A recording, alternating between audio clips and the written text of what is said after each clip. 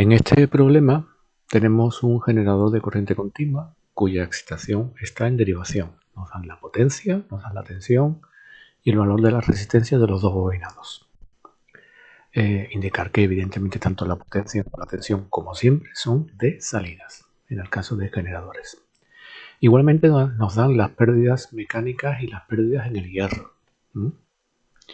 Y además nos hablan de las pérdidas adicionales. Ya en un problema anterior comentamos algo sobre las pérdidas adicionales, que son ese conjunto de pérdidas que no se pueden asociar que ocurren en la máquina y que no se pueden asociar a ninguna de las que consideramos de manera clásica, como hemos hablado siempre, pérdida de hierro, pérdida mecánica, pérdida del cobre, que están asociadas a la forma constructiva de la máquina, ¿no? Son detalles que son pérdidas que se pueden justificar si se analiza la máquina con más detalle y que su justificación se sale fuera del temario de la asignatura, pero bueno, sí podemos hacer un problema donde se estén considerando su valor, simplemente, sin considerar su origen. E igualmente tenemos una caída de tensión de 1 voltio por cada contacto de escobilla. Nos piden primero calcular el rendimiento a plena carga, luego a media carga, y por último el par mecánico de entrada y par electromagnético también a plena carga. Nos dicen que la velocidad a la que está girando el generador es de 1500 revoluciones por minuto. Entonces, como es habitual, yo siempre recomiendo, cuando resolvemos problemas en clase, de dibujar el circuito equivalente para que tengamos muy claro qué tenemos que calcular en cada caso. Empezamos por el inducido. Este sería el símbolo que representaría el circuito de inducido. Tendríamos, como nos están indicando que hay de manera independiente, se considera la caída de tensión por escobilla y la resistencia de inducido, pues tendremos que vamos a considerar una fuente de tensión que represente la caída de tensión en las dos escobillas y luego la resistencia del inducido. Como la máquina es de excitación derivación, pues ahora lo que dibujaremos será pues el bobinado de la excitación derivación en paralelo. Y por último, pues tendremos los terminales de salida. ¿Vale? Solamente lo que dibujamos solamente es la parte correspondiente a la máquina. No dibujamos si la máquina está conectada a una red, si está conectada a una carga. No nos interesa ahora mismo en este problema. Ahora en rojo, bueno, terminamos en negro, perdón, con el nombre de la resistencia de excitación paralela, ¿no? R sub E. Y ahora en rojo pues vamos dibujando la fuerza electromotriz inducida, su polaridad, el sentido de circulación de la intensidad inducido, la tensión en escobillas, el sentido de circulación de la intensidad de excitación, el sentido de circulación de la intensidad de salida y la polaridad de la tensión de salida. Como se trata de un problema de rendimientos y demás, pues vamos ahora a dibujar el diagrama del balance de potencia. Como es habitual, lo vamos a hacer con nuestro diagrama de flechas. Bien, en este caso, en este problema, si consultan vídeos de problemas anteriores, verán que en uno de ellos pues hablábamos de un balance de potencia también, de un rendimiento, etcétera, etcétera, pero se consideraban menos potencias, se consideraban menos pérdidas dentro de la máquina, ¿vale? Un modelo más simplificado. Aquí consideramos más pérdidas en la máquina, ¿vale? Entonces vamos a ir viéndolas todas y cada una de ellas. Partimos, quizá movemos la flecha un poquito más hacia la izquierda, aquí quizás, y entonces partimos de la salida eléctrica, que sería la potencia útil de salida, y vamos a tener una serie de pérdidas, que son todas las que nos están dando en el enunciado, ¿no? Vamos a tener pérdidas en las resistencias, vamos a tener pérdidas en las escobillas, vamos a tener pérdidas mecánicas, vamos a tener pérdidas en el hierro y pérdidas adicionales, es decir, vamos a tener un total de 6 pérdidas. Por lo tanto, vamos a dibujar 6 flechas que van a ir representando las 6 pérdidas que vamos a tener. Esta sería una. Ahora le ponemos los nombres. Esta sería otra. 2, 3,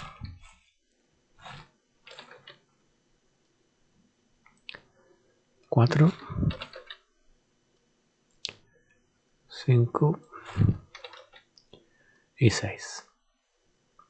Entonces las 6 pérdidas que vamos a considerar. Y ahora, como ya he dicho, le vamos a poner nombres a todas las potencias. Bien, vamos a tener una potencia, vamos a tener una potencia de entrada. Solemos llamarle peso I, que va a ser una potencia mecánica. Vamos a tener unas pérdidas mecánicas.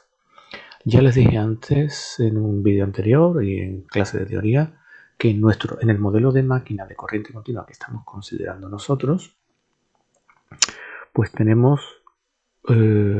consideramos las pérdidas en el hierro siempre junto con las pérdidas mecánicas. En este caso no las dan por separado, pero lo vamos a considerar que se pierden juntas, ¿no? Con respecto a la salida, pues tendremos las pérdidas en el cobre de excitación, las pérdidas en el cobre de inducido, las pérdidas por la caída de tensión en las escobillas.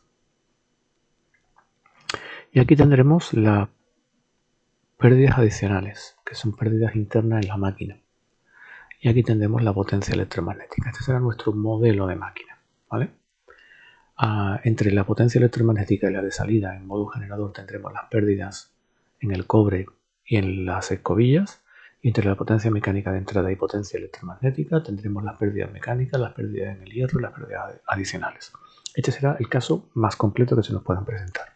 Y lo plantearemos de esta forma. Entonces lo que vamos a hacer ahora es a plena carga, que es el caso del apartado A plena carga, vamos a ir calculando todas las potencias que nos hagan falta para calcular realmente, como nos piden el rendimiento, tenemos que calcular potencia de salida y potencia de entrada. Bien, todo esto a plena carga. Bueno, la potencia de salida es fácil de calcular, puesto que nos la dan. Son 800 kilovatios. ¿Vale? Bien, con esa potencia nosotros vamos a calcular la intensidad.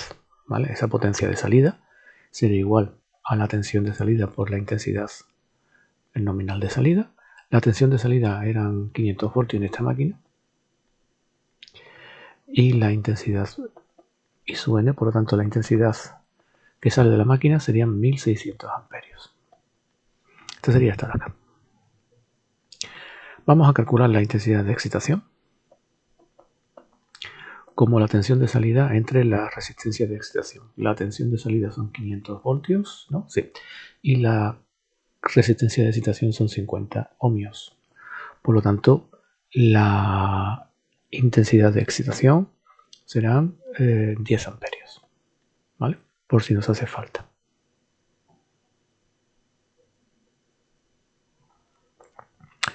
Y nos va a hacer falta, evidentemente, para calcular la intensidad de inducido. La intensidad de inducido pues será, aplicando la ley de corrientes de Kirchhoff en este nudo, será igual a las dos que salen. Será igual a I más I sub E. Será igual a 1600 más 10, por lo tanto será 1610 amperios la intensidad de inducido. La circule por esta rama de aquí. Bien, podemos calcular P sub E. Vamos a calcular P sub E de dos formas. Calculando las pérdidas entre potencia de salida y potencia P sub electromagnética, y por otro lado por su definición. Vamos a hacerlo, repito, de las dos formas. No hace falta hacerlo de las dos formas, sino que se hará de la forma que a uno le interese, en este caso, que se le sea más cómodo, pero para que se vea que se llega al mismo resultado. Bien, entonces empezamos por esta. La potencia en el cobre del circuito de excitación la podemos calcular dividiendo el cuadrado de la tensión entre la resistencia. Una forma, ¿no? Sería 500 al cuadrado entre la resistencia de excitación 50, pues nos sale 5000 vatios. Es esta potencia de acá. Las pérdidas en el cobre de inducido, que sería la potencia en esta resistencia, la podemos calcular multiplicando el valor de esa resistencia por la intensidad que la atraviesa al cuadrado. Por ejemplo. Entonces tenemos la resistencia 0,005, la intensidad que lo atraviesa 1610 al cuadrado sería 12.960,5 vatios. Sería esta potencia de acá. La potencia en las escobillas será la potencia en esta fuente, que representa la caída de tensión en las escobillas, será la tensión en las escobillas por la intensidad que la atraviesa, V por I. Sería, hay dos escobillas, hay 1 voltio por escobilla, por tanto tenemos 2 voltios en total. Por las dos escobillas circula la misma intensidad, que es la intensidad de inducido, que son 1610 amperios. Por lo tanto tenemos, a ver dónde lo tengo, 3220 vatios sería la potencia disipada en las escobillas. ¿Vale? Entonces, la potencia electromagnética la podemos calcular sumando a la potencia de salida las pérdidas que acabamos de calcular. Sería P sub U más potencia en el cobre de excitación, más potencia en el cobre de inducido, más potencia en las escobillas. Es decir, PU era 800 kilovatios más PCUE 5000 más PCUI 12.960,5 más 3.220. Esto sale, a ver dónde lo tengo aquí, 821.181 vatios. Esto sería potencia electromagnética. Voy a pasar a la siguiente página y vamos a ver cómo calcular esta misma potencia, pero por otro procedimiento, de manera alternativa, no es que tenga que hacerse de esa forma. Entonces, de manera alternativa, yo puedo calcular la potencia electromagnética como E por I sub I. Por supuesto que estamos en todo momento en valor nominal. Esto sería valor nominal. Esto es constante, esto sería valor nominal. Esto sería valor nominal. Y esto sería valor nominal, ¿vale? Sería PU nominal, P sub I nominal, P escobilla nominal, ¿vale? Todos estos son valores nominales, que no lo he puesto. Entonces la P nominal sería la N nominal por la I nominal. La I sub I ya la tenemos calculada, que es esta, 1610. Nos falta calcular la E, que la podemos calcular aplicando la ecuación de tensiones de Kirchhoff a la malla externa. Entonces tendríamos que E sub N sería la tensión de salida más la tensión en la escobilla más la caída de tensión en la resistencia de inducido, ¿no? E sería la tensión en la escobilla, caída de tensión en R sub I más V, claro, evidentemente. Esto es suma de acá.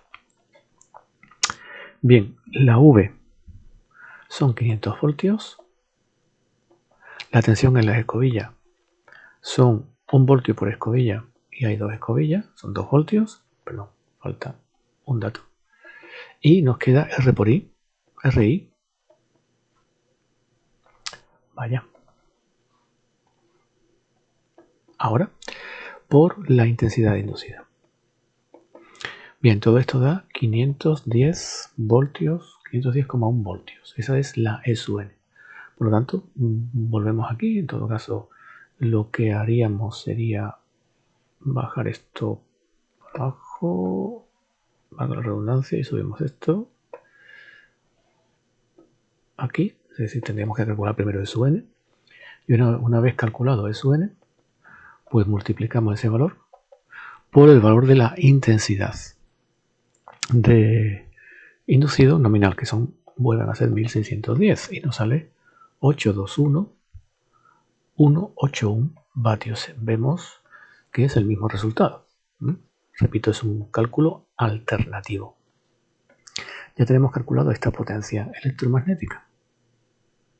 Y ahora hay que sumarle estas potencias de aquí, las potencias que existen entre la potencia electromagnética y la potencia mecánica de entrada, que son las pérdidas mecánicas, las pérdidas en el hierro y las pérdidas adicionales. Bien, las pérdidas mecánicas y en el hierro nos lo dan, son respectivamente 10 y 11 kilovatios. Y las pérdidas adicionales nos lo dan como un tanto por ciento de la potencia de salida, es el 1% de la potencia de salida. Bueno, por lo tanto, la potencia de entrada, vamos a ver, la potencia de entrada nominal, en situación de régimen nominal, sería pues la potencia electromagnética nominal más las pérdidas mecánicas, más las pérdidas en el hierro, más las pérdidas adicionales. Sería 821,181, que son las pérdidas, perdón, la potencia electromagnética nominal, más pérdidas mecánicas son 10 kilovatios, si no recuerdo mal, a ver, 10 kilovatios y la otra son 11. Más pérdidas en el hierro 11 kilovatios, más las pérdidas adicionales, que es el 1% de 800.000. Bien, pues la potencia de entrada para situación nominal son 850, 181 vatios. Por lo tanto, el rendimiento nominal sería 100 veces potencia útil nominal, potencia de entrada en situación nominal, sería 100 por 800.000, que es la potencia de salida nominal, entre 850.000, 181, y sale un rendimiento del 94,1%. Rendimiento para situación nominal de máquina. Bueno, pues como el resultado lo enmarcamos y seguimos. ¿Qué tenemos? Bueno, pues tenemos que el apartado A ya está completo. El apartado B nos piden calcular el rendimiento, pero ahora a media carga. Bien, lo que tenemos que ver es cuáles de las pérdidas anteriores son variables y cuáles son constantes, puesto que las constantes no las tendremos que volver a calcular y las variables tendremos que recalcularlas. En el balance de potencia vamos a analizar la situación. Las pérdidas mecánicas son constantes, así como las pérdidas en el hierro. Las pérdidas adicionales dependen de la salida, con lo cual si vamos a pasar a media carga, las pérdidas adicionales van a variar. Las pérdidas en las escobillas va a depender de la intensidad de inducido y esta va a depender de la de salida, con lo cual va a cambiar. Las pérdidas en el cobre del circuito de inducido también dependen de la intensidad de inducido y esta depende de la de salida, con lo cual también van a cambiar. Y las pérdidas en el cobre del circuito de excitación, al ser una excitación paralelo, está en paralelo con la tensión de salida que se está considerando constante, por lo tanto son constantes. Entonces estas tres pérdidas no hay que volver a calcularlas. Bueno, realmente estas dos pérdidas no las hemos calculado, no las han dado y esta pues no sirve, este valor no sirve para el nuevo cálculo. Y hay que recalcular potencia de salida y todo el resto de pérdidas, que es lo que vamos a hacer ahora, recalcular esos datos, ¿vale? Bien, el apartado B sería, vamos a empezar aquí, vamos a ver, apartado B, tendremos potencia útil ahora a media carga, pues sería potencia útil nominal partido por 2, es decir, sería 800.000 entre 2, pues evidentemente esta operación es fácil de hacer, 400.000 vatios, 400 kilovatios. Y esto será la tensión de salida, igual que hicimos antes, por la intensidad de salida a media carga. Es decir, la intensidad de salida a media carga es o son 800 amperios. Evidentemente nos tiene que salir la mitad de lo que nos salía antes. La intensidad de inducido a media carga será igual, aplicando la ley de corrientes de Kirchhoff en este nudo, pues será igual a la intensidad de salida a media carga más la intensidad de excitación, que esta no cambia. Por lo tanto será 800 amperios más 500, bueno, lo habíamos calculado antes, ¿no? 10 amperios. Vamos a poner ya el resultado directamente. Más 10, pues son 810 amperios. Esa es la intensidad de inducido, la que circula por esta rama de aquí.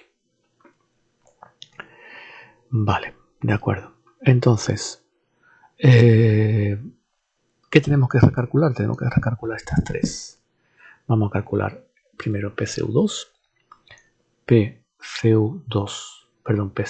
PCU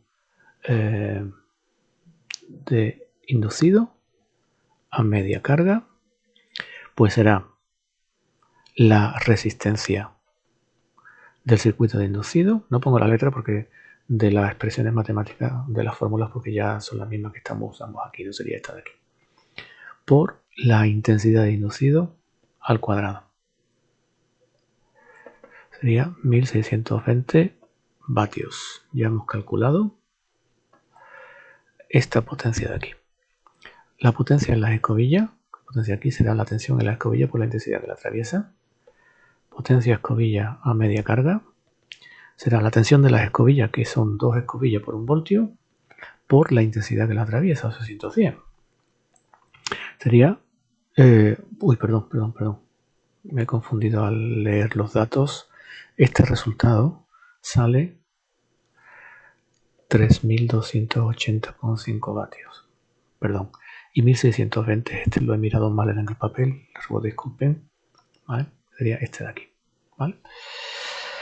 Entonces, ya hemos calculado estas dos pérdidas, ya podemos calcular la potencia electromagnética.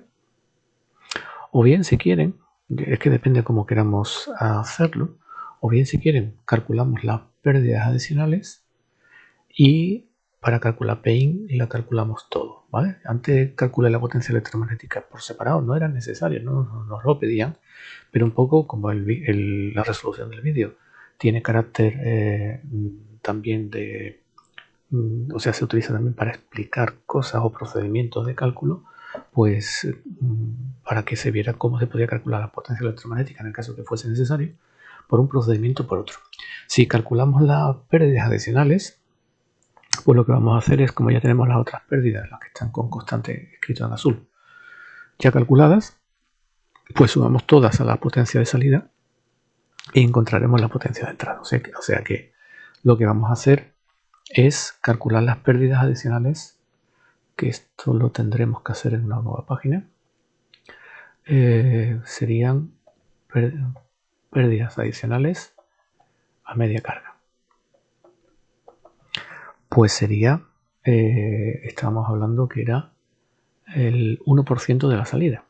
Como a media carga la salida son 400.000, pues será el 1% de 400.000.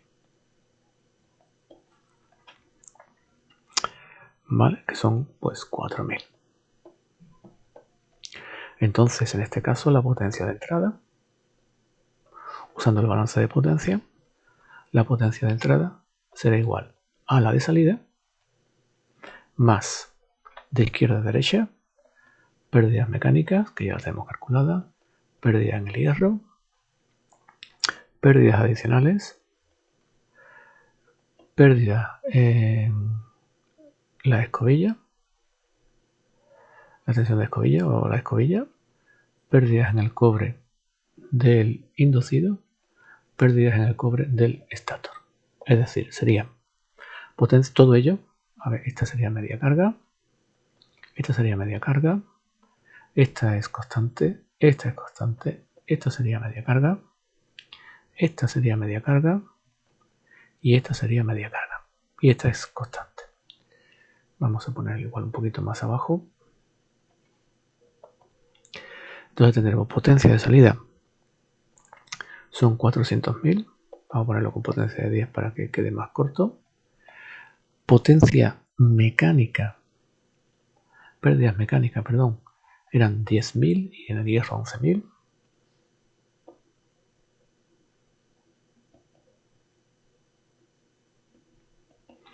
Pérdidas adicionales 4000. Pérdidas en las escobillas a media carga 1620. Pérdidas en el cobre del inducido a media carga 3280,5.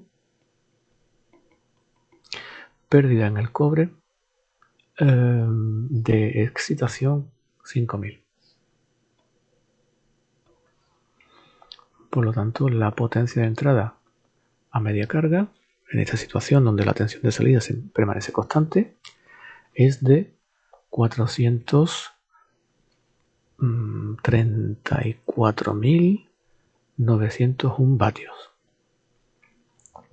Y por lo tanto el rendimiento a media carga será 100 veces la potencia de salida entre potencia de entrada.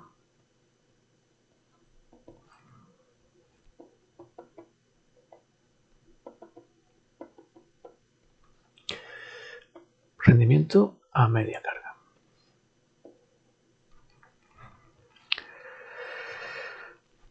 Bien, para finalizar, bueno, voy a parar un momento el vídeo, voy a agrupar esto un poquito más arriba para que quede muy poco por escribir, para que me dé sitio y lo pueda resolver todo aquí. Bien, ya está un poco más agrupado, volvemos al enunciado. Y el apartado C nos pide el par mecánico de entrada y el par electromagnético, pero volvemos a la situación de plena carga del principio, del apartado A de plena carga. El apartado B era a media carga. Entonces volvemos a la situación de plena carga. Nos piden par mecánico de entrada y par electromagnético. Bueno, pues el par mecánico de entrada, en todo caso ya sabemos del resto de máquinas, que el par de máquinas rotativas, que el par pues se obtiene dividiendo la potencia entre la velocidad a la que gira el punto de la máquina donde estemos considerando ese par, ¿no? Si es la potencia mecánica de entrada, pues será la potencia, perdón, si es el par de entrada mecánico, pues será la potencia de entrada mecánica, será la velocidad del eje. Bueno, pues a plena carga, cuidado, no es a media carga, a plena carga, la potencia de entrada nos salía, aquí está, nos salía 850.181 vatios. Y a plena carga, la máquina giraba a 1500 revoluciones por minuto. Como esta velocidad hay que ponerla en radian por segundo siempre, en esta fórmula, pues ponemos la constante de conversión y nos sale un par de 5412,4 Nm. Par mecánico de entrada. Este es uno de los resultados que nos pedían en el apartado B, que no le hemos puesto, no, este es C, perdón, que no le habíamos puesto la letra identificatoria. Finalmente, el par electromagnético. Bueno, el par electromagnético, pues lo mismo. El par electromagnético será potencia del mismo nombre entre la velocidad de giro. En este caso, la velocidad de giro del campo magnético. Pero como el rotor, el campo magnético realmente está quieto, está en el estator. ¿De acuerdo? Pero claro, siempre es esta velocidad la velocidad relativa estator-rotor, ¿no? Entonces, como el rotor gira a 1500 revoluciones y el estator está quieto, la velocidad del campo magnético giratorio es de 1500 revoluciones también, ¿no? Es también velocidad del eje en este caso, en el caso de la máquina de continuo. Bueno, pues tendremos que para la situación nominal 821.181 era la potencia electromagnética y también seguimos teniendo 1500 revoluciones por minuto por lo que acabamos de comentar. Y entonces el par electromagnético pues sería 5228 Nm. Y con esto pues terminamos el problema que estábamos resolviendo.